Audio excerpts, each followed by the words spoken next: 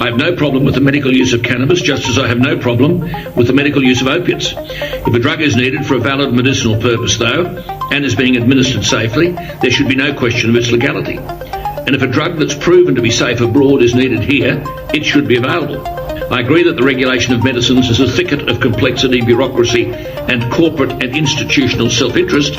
My basic contention is that something that's been found to be safe in a reliable jurisdiction shouldn't need to be tested again here.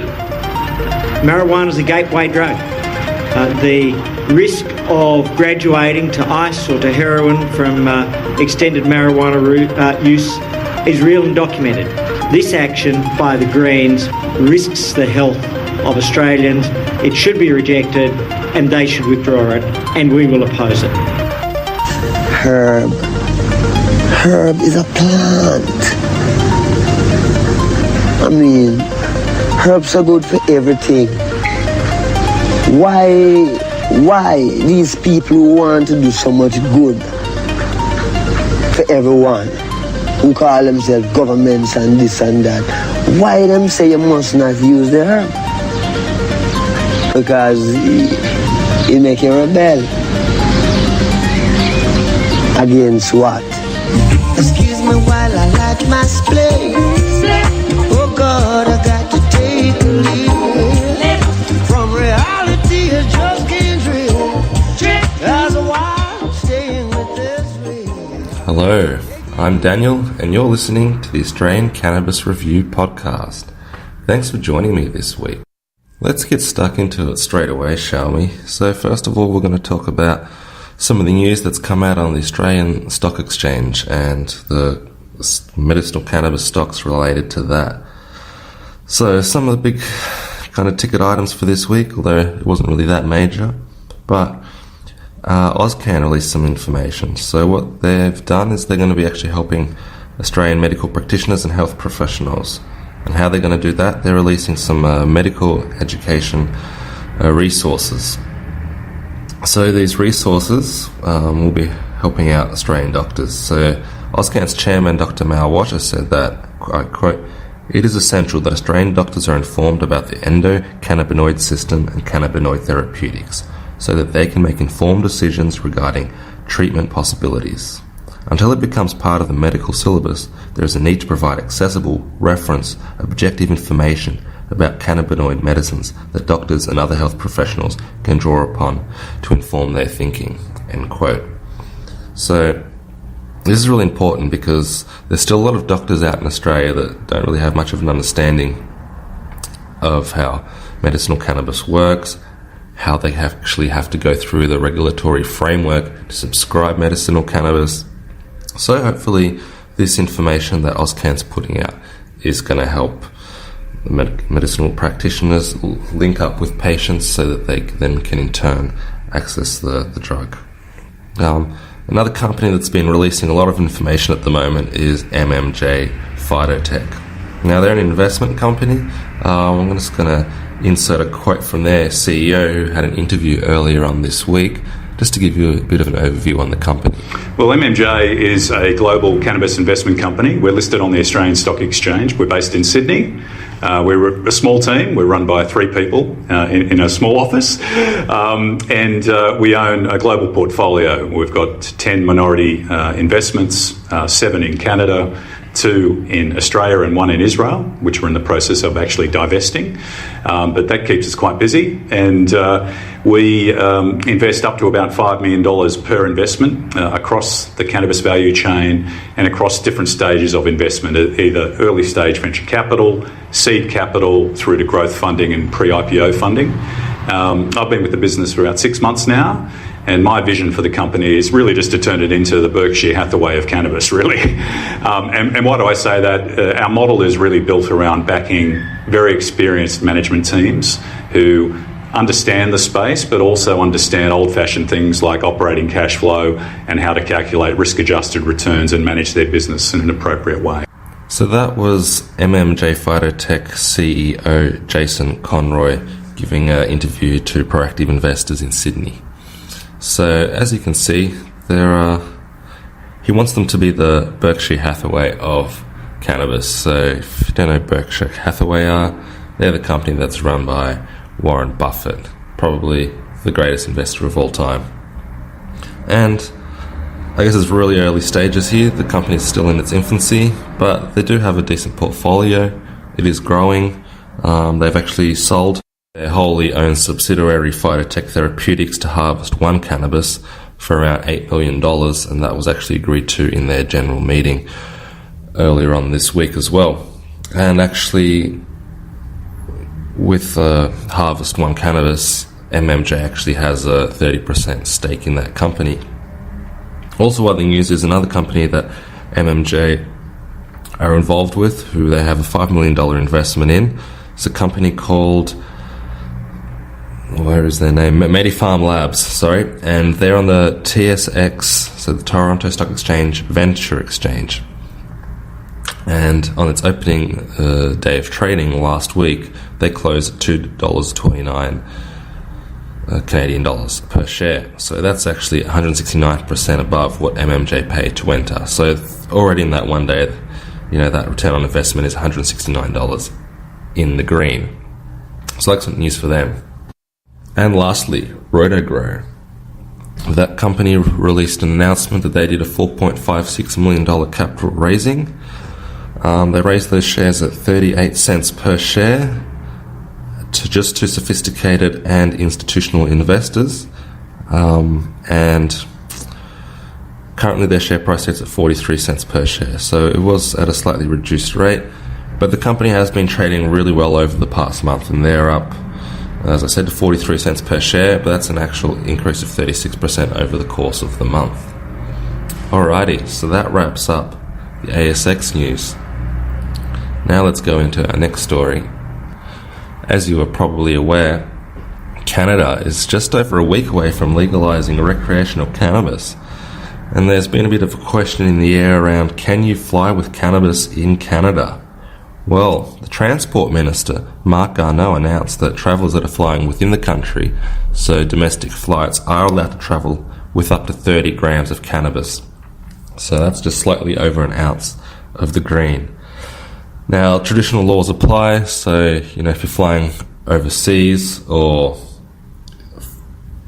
flying into the country, that's still going to be illegal. But that's a good kind of change for their policy there, and that's plenty of the green that people can travel through there. And just to let you know, the official day where the the recreational cannabis market goes live is October the 17th. So that's been a huge day. I mean, there's been heaps and heaps of hype around the cannabis stocks in North America, especially Canadian companies, because of what's going on. It's really hard to say how the companies, that have had so much growth over the last few months, some of them have gone up like 100, 200%. Some companies in like over the last few years, like the largest company, Canopy Growth, their share price has gone up over 1,000%. So, I mean, I think all the value has been factored in. Everyone's had prices how big this market's worth, and depending where you read, you get huge differences of what the potential market could be. Also, all these companies, they're kind of trying to spread their wings a bit, and they're trying to enter other markets that are, just in their infancy. So, as we can see in Australia, Canopy Growth, they've got an investment in Ozcan. They're also got minor investments, in about 10 other countries in Europe. And they're looking in England, Germany. So I think over the next kind of 5 years, they're really going to be pushing forward. Legislation in those countries is slowly changing. The first step was kind of to have medicinal cannabis legal and access to that.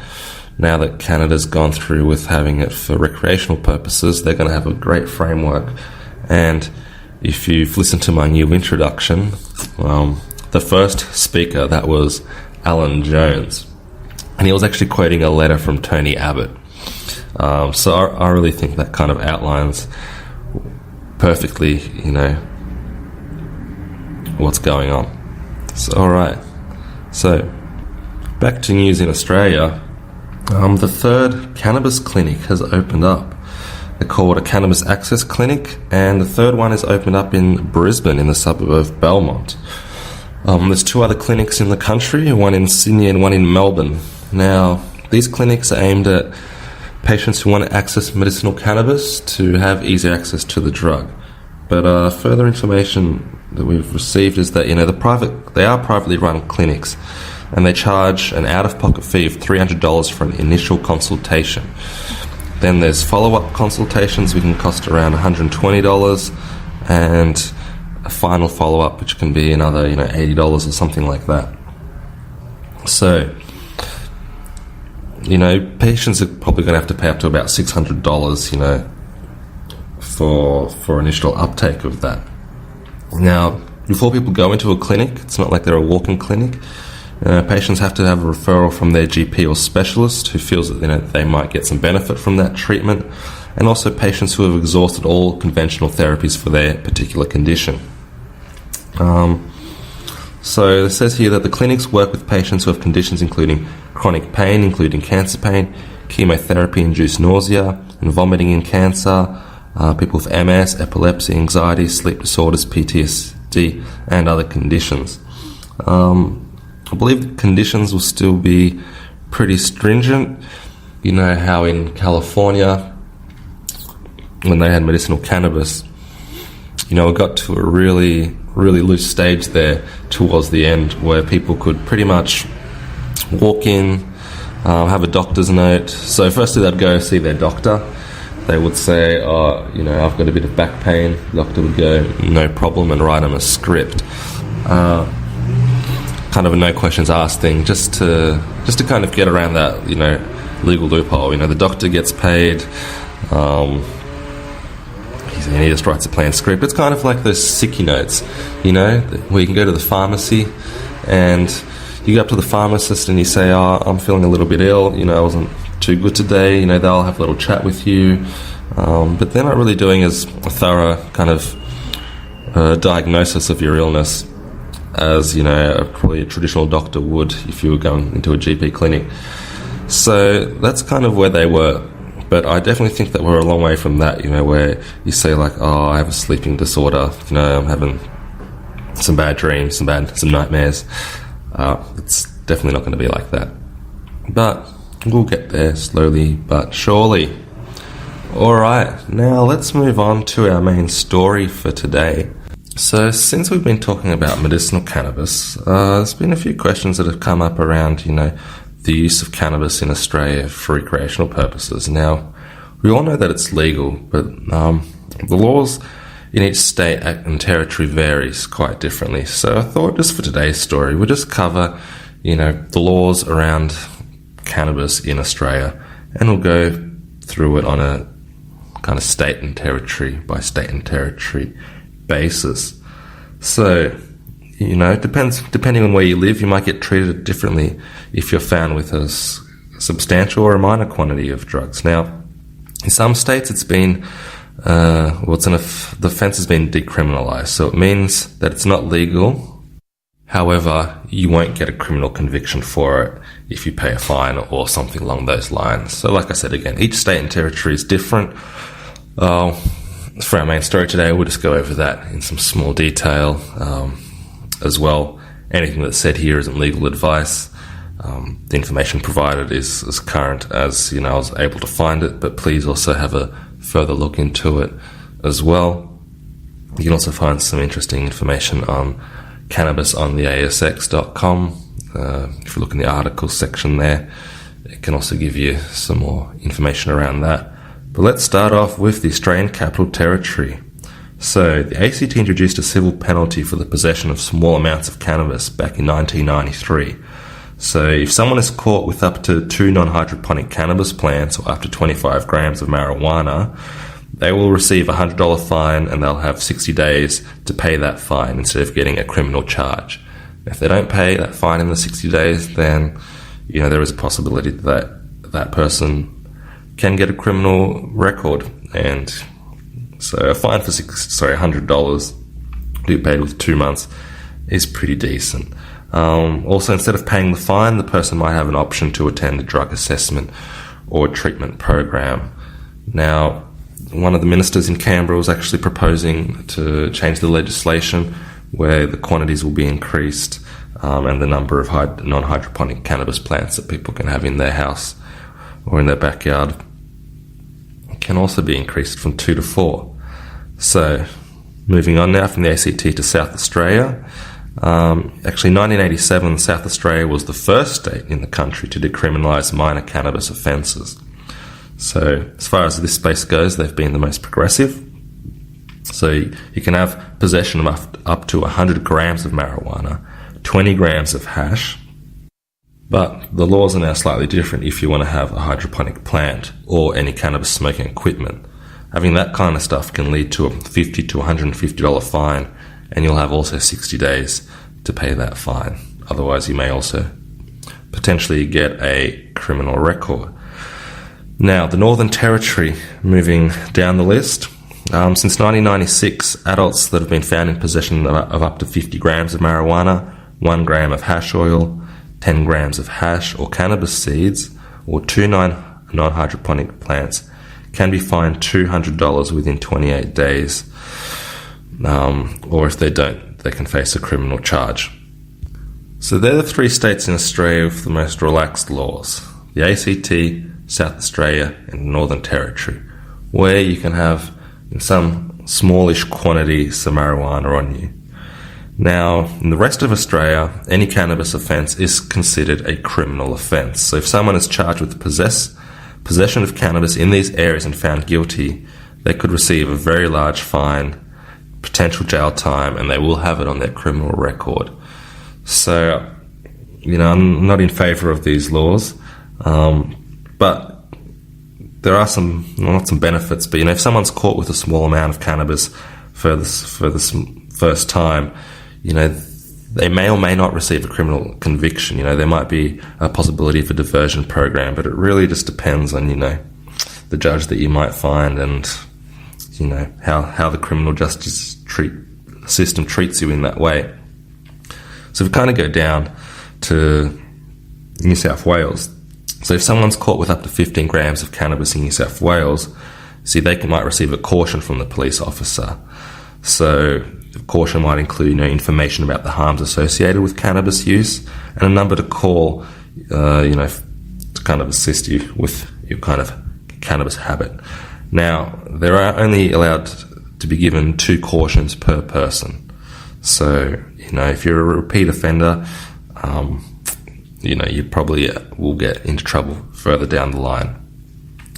Now, going south of the border to Victoria, a police officer might be able to do the same thing where they will give a person a caution and an opportunity to attend a cannabis education program. But that person can't be caught with any more than 15 grams of cannabis as well. And just like New South Wales, only 2 cautions are allowed to be given to the one person. Now, in Tasmania, going down even further south, someone found in possession of 50 grams of cannabis can be given a caution up to 3 times in 10 years. So it's a bit more relaxed. The first caution, they get kind of information and a referral is provided. A brief intervention is given with the second caution, and on the third and final caution, the offender must be assessed for drug dependence and attend either a brief intervention or treatment program. So you can carry a bit more, you can get caught a bit more often, but definitely not as loose as the ACT, South Australia or the Territory. Now, moving on to Queensland, where the laws are getting a bit tougher, and back some time ago they were a lot tougher, but now if someone's found with up to 50 grams of cannabis, they may have to face a criminal conviction. They only get, one offer for diversion, so they can attend a course, but it's only allowed once, while in, Tasmania it was 3 times, in Victoria and New South Wales you can get caught up 2 times. But it's the only state which diversion must be offered to a minor cannabis offender. Okay, now moving on to the last state on the list, we got the WA, Western Australia. In 2004, WA introduced a civil penalty scheme for cannabis possession. So their laws have changed a little bit in the past few days, but if someone's caught with no more than 10 grams of cannabis or a used smoking implement and they have no prior cannabis offences, they'll be required to attend a cannabis intervention session within 28 days or receive a cannabis conviction for the offence. So they have kind of two options for that. So that pretty much sums up what's happening in Australia and the laws surrounding cannabis for, not recreational uses, but, cannabis for personal use. So it's not super stringent as, some of the countries overseas. Some people get the death penalty for it. So we're definitely not that extreme, but we could be a lot more looser like some of our other allied countries, especially Canada, who is a G7 country, and they're going to be the first in the world to legalise it. So hooray for them. That'll be happening next week. Thanks for listening to the podcast. Hope you found the information useful. I've been Daniel, and this is the Australian Cannabis Review. Catch you next time.